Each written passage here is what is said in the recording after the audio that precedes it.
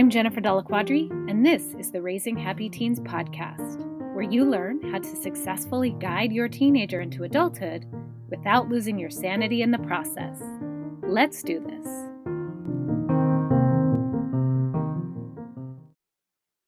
Welcome back to the podcast.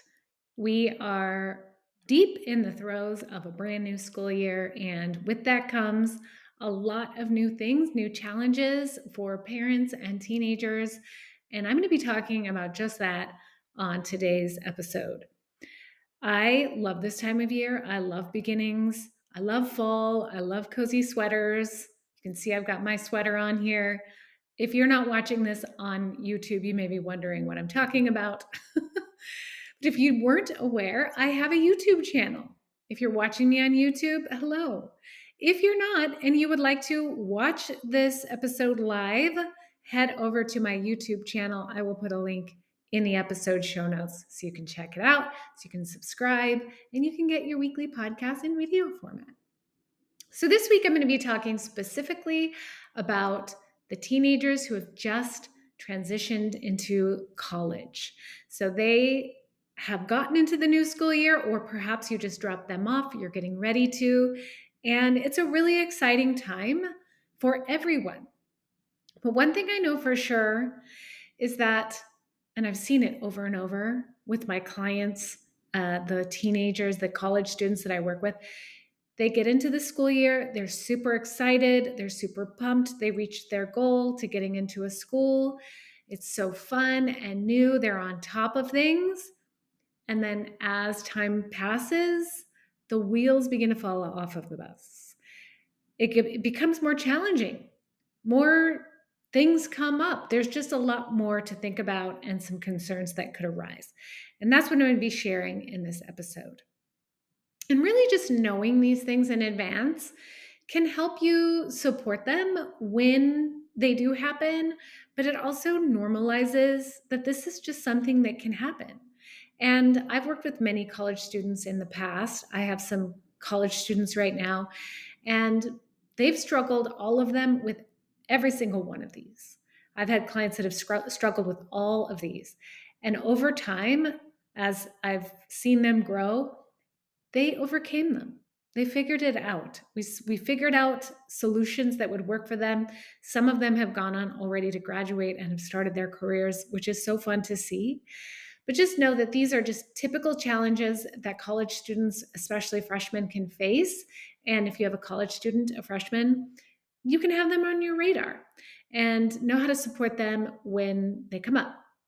So I'm going to be listing 7 common challenges that college freshmen face, and then I'm going to give a solution for each one.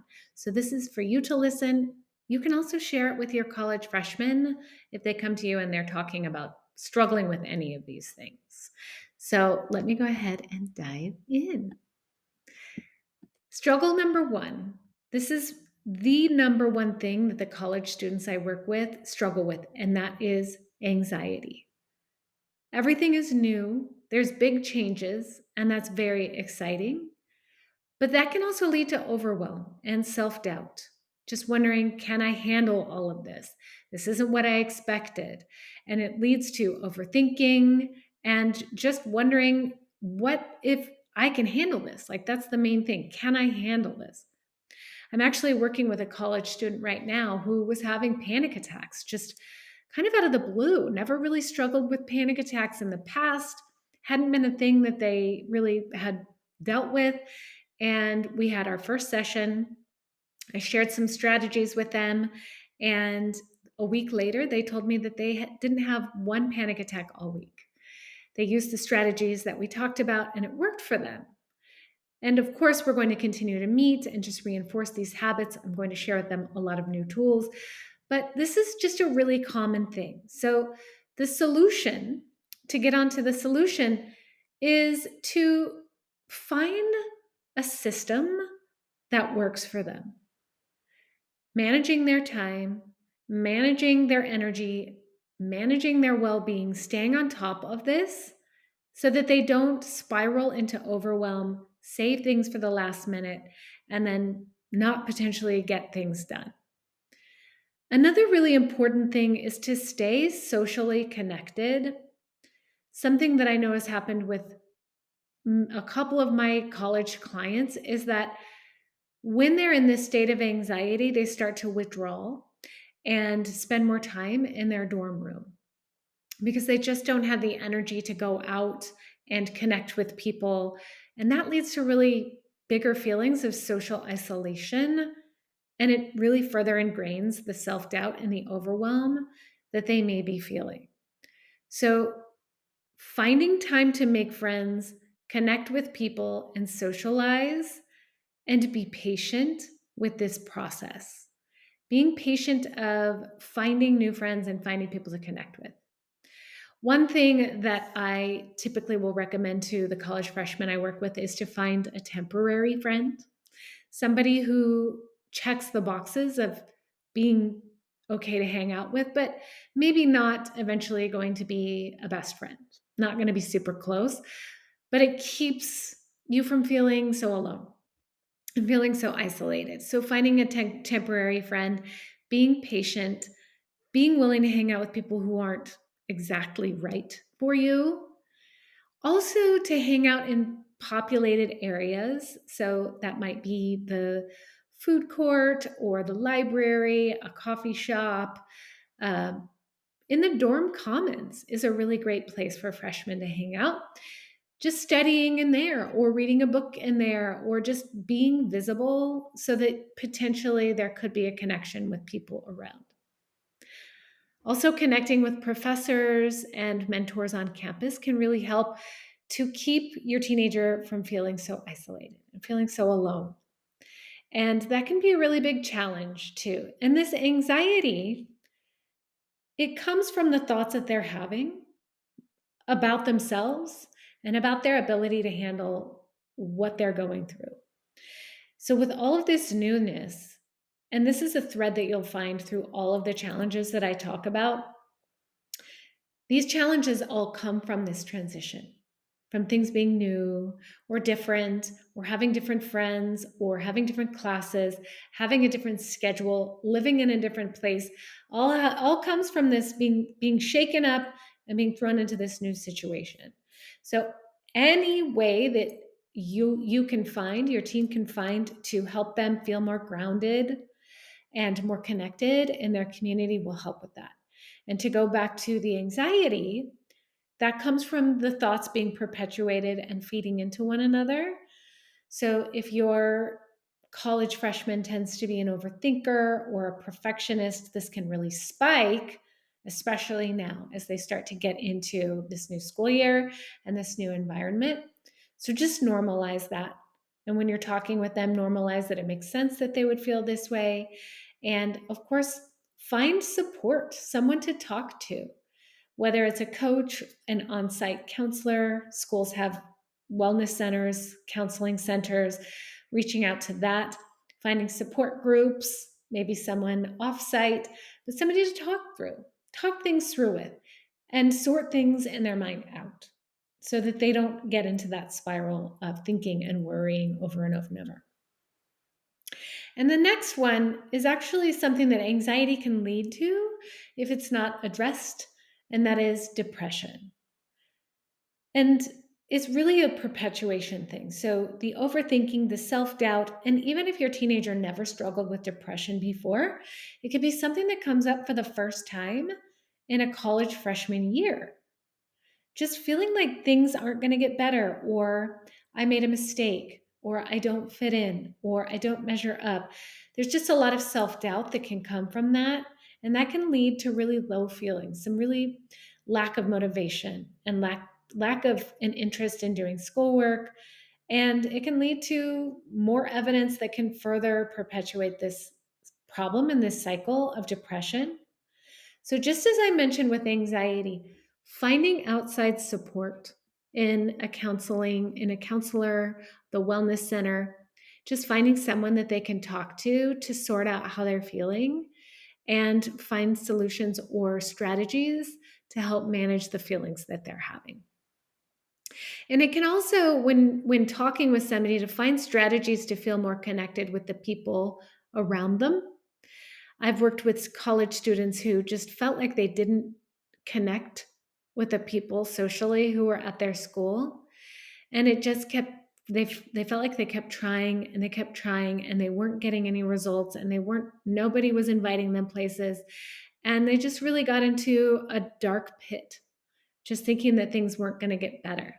So just being able to talk with someone about it and normalize that this is actually pretty common among college students can help them realize that they're not alone and that there's nothing wrong with them here. This is just a challenge they're going through. So finding support for that. And another thing that comes up with pretty much all freshmen is homesickness. If your college freshman doesn't struggle with homesickness, that's great. But obviously, moving to a new place can lead to, gosh, I miss my home. I miss my friends. I miss my family. I miss my bedroom, my pets. And it can feel really sad. And even if they're appreciating the newfound freedom and their new school, even if they like their classes, they may really miss home. And that's normal. So a solution for that is to just have regular contact with home. And I want to advise on this not to overdo it.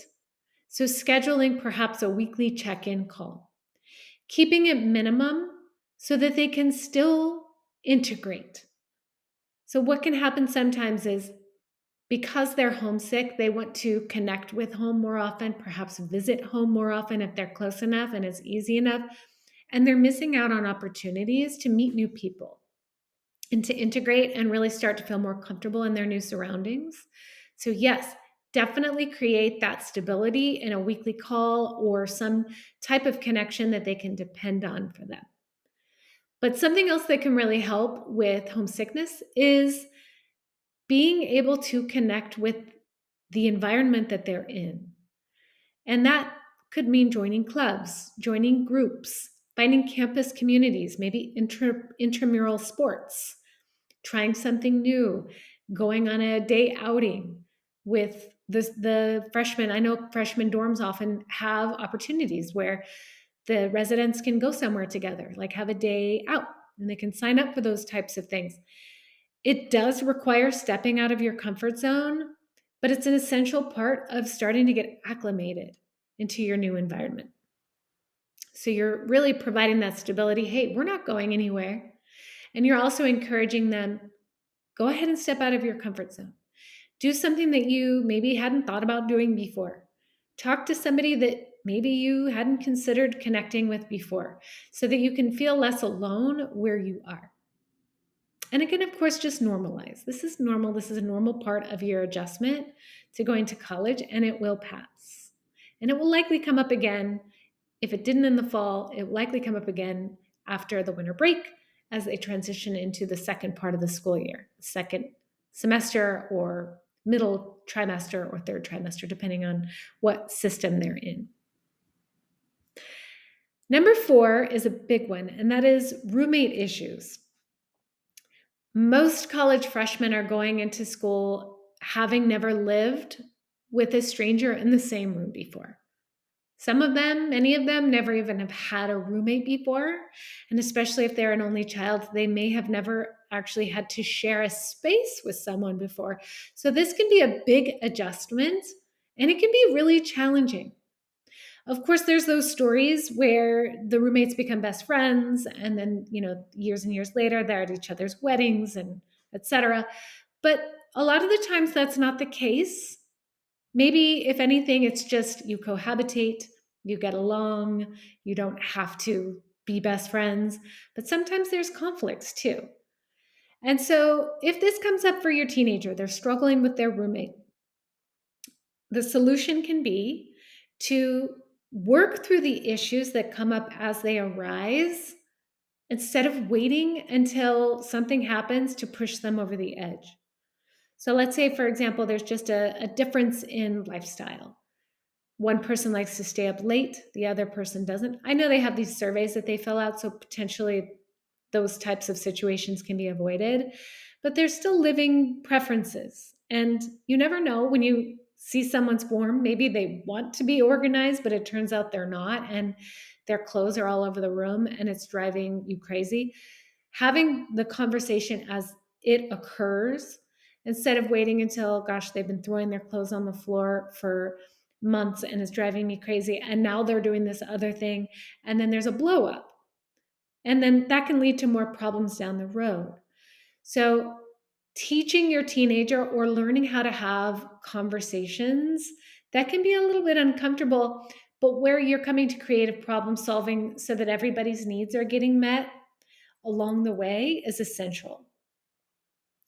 And also having a productive solution where everybody's getting something out of it. So it's not just yelling and one-sided and one person always gets their way and the other person doesn't. It's really conflict resolution can come in handy here. And also at the very beginning, setting up expectations. This is what really works for me. This is what really works for you. How can we make sure we can cohabitate so that everyone is getting what they need? So setting up the expectations at the beginning before things start falling off the rails or before, the niceness kind of goes away and the realness can come in. And also things like having conversations about guests coming over, sleep schedules, how I like to study. When you have conversations with somebody on the phone, is it okay to do it in the room while I'm reading a book? Those types of things, it sets them up for success. So having those conversations in advance. But I also highly recommend getting in touch with the resident advisor if things aren't really being resolved. And the sooner and more proactively you can do that, the better, so that it doesn't spiral and become a bigger issue. That's what the resident advisor is there for, to help with these things. Because the goal is to have these two people in the room together all year. And if there's conflict in that process, it's going to disrupt the system. And they want to avoid it. So they have people there who are trained with these things, reaching out to the advisor and talking with them, asking their advice before it becomes a bigger issue. Okay, so the next one is sleep. With this newfound freedom, it's fantastic. And one of the number one things that can be put aside is sleep. And I've worked with many college students where they just feel so exhausted and they don't really know why. It's because, as they say, they're burning the candle at both ends. They've got their schoolwork that's stressing them out. They're really staying on top of it. They're doing their best there. They've got this social life and there's demands there, especially if they're part of a club or a sorority or a fraternity. It's taking a lot of their energy, and their sleep may suffer as a result because they haven't really set up healthy sleep habits potentially before they come to school, or they've never really had to because their schedule has been so structured up until now. So that can really take a toll. So when it comes to sleep, the simple and best solution is to stick with a sleep schedule as much as possible. And that means going to bed at a specific time and waking up at a specific time. The challenge with that, of course, is that college schedules vary, and there may be an early class one day, there may be a late class one day, there may be a meeting with some organization that they're in that disrupts that. I plan to go to bed at this time. Of course, there's going to be outliers or there's going to be events that disrupt that routine, but to at least have a plan for it and prioritize it. And I was going to bring this up later, but I think it could really apply here, is to have what are known as the big rocks or the most important things. Sleep is a big part of mental health and physical health. It's also going to be a big part of your academic success and your ability to make friends and socialize and really just enjoy your experience. If you aren't getting good sleep, all of those things are going to suffer. So having a good sleep schedule is a number one priority. And then sticking to it. At least 8 hours of sleep per night, minimum, if at all possible. And then, of course, managing where you're spending the other time. So if you're out late partying, of course, that's going to take a toll on your sleep.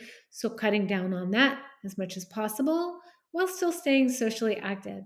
So it all comes from balance, finding balance, and making space for the things that are most important. And kind of along the same lines of sleep is staying healthy. Again, all of those structures and systems that were in place as they were growing up are no longer there. So they're not able to rely on those systems of, I was in school during these hours and then I did these things after school. I ate dinner and I did these things and then I went to bed. The routine's all thrown up in the air. And as such, so can be prioritizing eating healthy foods, prioritizing getting good exercise, getting good sleep. And there can be a more susceptibility to illness as a result, of course. So the solution there, again, is to prioritize the big rocks. So sleep and physical wellness can all kind of go into that same bucket of prioritizing the big rocks.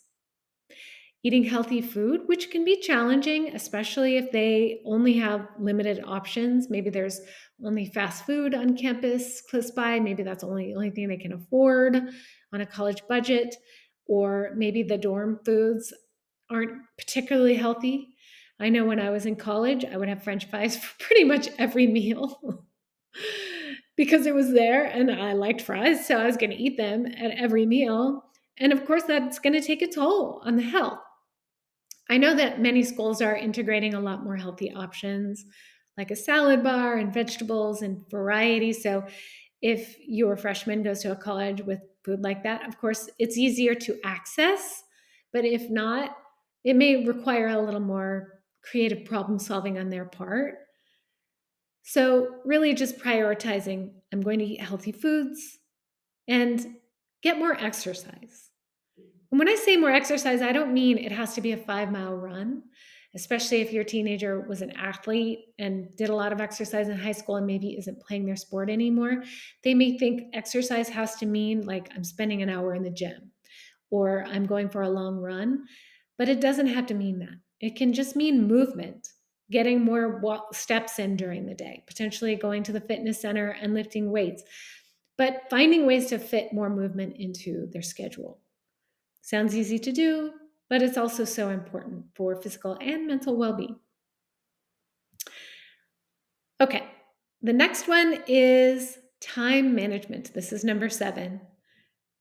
If your teenager, if your freshman can manage their time, all of these other things will fall into place a little more easily. So if they know how to manage their time, if you're listening to this and you have a senior or a junior and you still have time where they're under your roof and you're able to help them figure out how to manage their time, do it. If not, don't worry about it. Don't panic. There's obviously systems out there that will help, but the more they can manage their time, the better able they're going to be able to address everything else I talked about. They're going to have less anxiety. It's going to lead to less depression. They'll get better sleep. They'll potentially feel more connected because they'll be able to have time for friendships, right? All of this feeds into time management. It's like a number 1 priority. Obviously, there are planners out there, digital and physical, finding one that works for your teenager so they can really put those big rocks in. But finding people on campus who can help them with that too. So if they're in a position where they're thinking, gosh, I really don't know how to budget my time. I don't know how to fit in all of these assignments. I don't know how to keep track of everything. There's resources. Your teenager doesn't have to figure it out on their own. So guide them to finding resources on campus to help them with these things. And as I mentioned in the beginning of the episode and throughout this episode, I work with college students on this. And if you have a college student who is, whether they're a freshman or not, struggling with any of the above, reach out to me. Let's have a conversation. Let's see if coaching might be a good fit for them, especially if they are letting you know that they're interested in getting support for it. I'm happy to help. So definitely schedule a consultation, reach out, and we'll see if it's a good fit and get some support for your teenager when they're really needing it. And of course, I want to close out by just thanking you for listening. Thank you for being part of this community. I feel a connection with you, even though you're not sitting across from me. I feel you here when I'm talking, even though I'm talking to a camera. You are my people. You are raising a teenager at some point, young, middle, young adult. It's a really tough time. And it would be so great if you could rate, review, subscribe to this podcast, share it with your friends, get it in the hands of more people, because this is a really tough time of parenting. Let's face it, there's a lot of ups and downs. We're going from the very beginning when they're trying to make friends and going through middle school through all the way through early adulthood, as where you are right now when your teenager is an adult living on their own and navigating their college freshman year. So share with your friends, and I'd love to hear from you. Leave a comment. Let me know what you think, and let's connect. Find me on Instagram. Community is everything when it comes to parenting. So thanks for tuning in, and I will see you next time.